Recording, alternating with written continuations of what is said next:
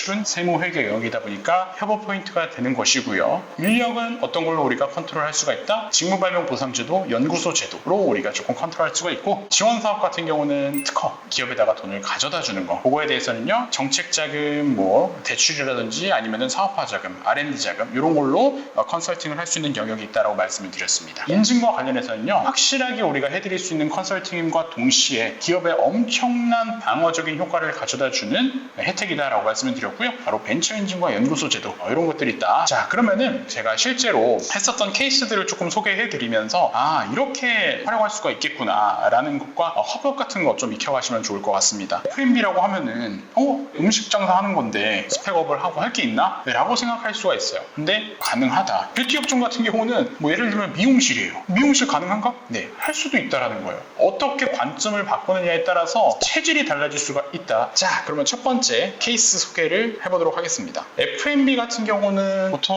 어떻게 생각하시냐? 프랜차이즈 많이 하시죠. 그리고 코로나 이후에 배달 문화가 많이 자리 잡게 되다 보니까 이 프랜차이즈 업종 관련해서 매출이 굉장히 많이 나는 사업체들이 많아졌습니다. 생각해 보세요. 제가 어렸을 때 떡볶이라고 하면요 그냥 학교 앞에서 먹는 거였습니다. 자, 그런데 요새는 어떻게 드세요? 엽떡을 드시죠. 떡볶이 자체도 프랜차이즈화가 됐어요. 최근에는요 굉장히 유행했던 프로그램이 있죠. 어떤 겁니까? 이거죠.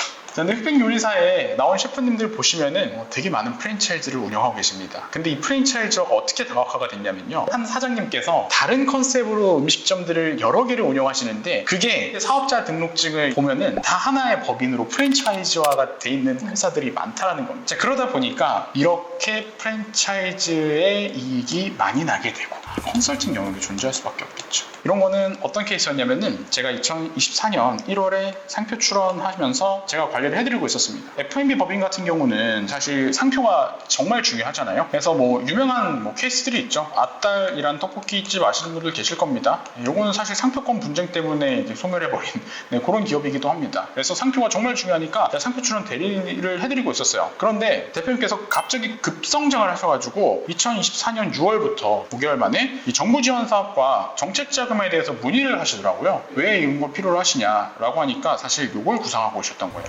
수출을 구상하고 계셨던 겁니다. 개인정보가 밝혀질 수가 있어서 구체적인 업종은 말씀 안 드리겠지만 이거를 제가 안내를 해드렸습니다. 그래서 신뢰감이 조금씩 쌓이기 시작하고요. 신규 사업에 대한 구상을 함께 했어요. 사실 이게 컨설팅 아닙니까? 가서 계약할 때는 좋지만 그 이후에 아무런 신경 안 쓰는 게 아니라 변리사라는 직종 자체는 사업을 함께 키워나가는 거기 때문에 진짜 신규 사업에 대한 구상을 함께 했습니다. 이 대표님께서는 사실 F&B 쪽으로는 굉장히 뛰어나시고 가맹점을 내줄 때 그 몫을 보는 안목이 굉장히 뛰어나신데 이런 것들은 하나도 모르죠. 절세 포인트도 하나도 몰라요. 벤처 인증? 이런 것들 이제 생각지도 못하신 거죠. 신규 사업에 대한 구상을 함께 하면서 이거에 대해서 우리가 수출하려면 뭐가 있어야 돼요? 물류가 있어야 되겠죠. 레시피를 자동화할 수 있는 수단을 만들자라고 해서 그걸로 컨설팅을 했습니다. 결국에 최근 9월에 벤처기업 인증과 연구소 설립 의뢰를 했고요. 진행 중이라고 보시면 되겠습니다. 여기까지는 제가 한 컨설팅인데 이 아래에 이 정육각이라는 브랜드는요 제가 컨설팅한 업체는 아닙니다. 예시를 갖고 온 거예요. 자, F&B 업종도 벤처인증 연구소 설립이 가능할까? 가장 대표님들이 많이 하시는 질문일 겁니다. 그러면 도대체 어떤 컨설팅을 해줘야 될까? 라고 했을 때 할 게 없어요, 사실. 근데 이런 거 가능하다라는 겁니다. F&B 업종도 관점에 따라서 벤처인증과 연구소 설립이 가능하다라는 거예요. 이 뉴스 보시면은 정육각과 마이크로소프트가 협업을 해서 단순한 F&B 회사가 아니라 푸드테크 기업으로 거듭나고 있다는 겁니다. 실제로 이 정육각 같은 경우도 굉장히 질 좋은 특허를 많이 등록받고 있다는 겁니다. 관점에 따라서 이 F&B 기업 같은 경우도 그냥 음식 장사하는 그런 대표님들이 아니라 푸드테크의 기업으로 탈바꿈 시켜줄 수도 있고, 그렇게 되다 보면 기업의 체질도 개선이 되고요. 당연히 이익과 매출도 많이 늘어나게 되는 긍정적인 효과가 있다는 것입니다. 두 번째 케이스 한번 보도록 하겠습니다. 메이크업 업체인데 실제로 색채를 진단해 줍니다. 피부색이라든지 어울리는 화장품 추천해 주시고,